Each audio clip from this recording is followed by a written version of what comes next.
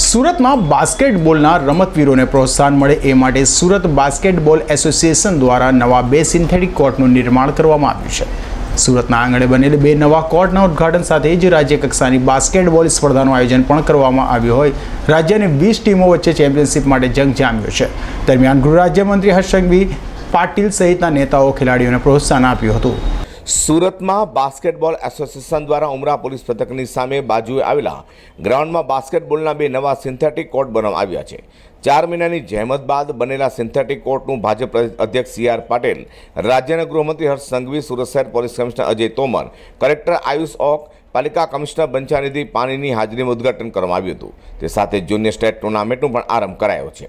Surat basketball એસોસિએશનના પ્રમુખ જિગ્નેશ પાટીલે જણાવ્યું હતું કે સુરતના રમતવીરોને પ્રોત્સાહન માટે ઓલિમ્પિક સાઇઝના 2 સિન્થેટિક કોર્ટ બનાવ્યા છે। રાજ્ય અને રાષ્ટ્રીય કક્ષાના રમતવીરો આ સિન્થેટિક કોર્ટ પર શિસ્તબદ્ધ તાલીમ મેળવી શકશે। અઝર કુરશી સાથે પ્રકાશવાળા।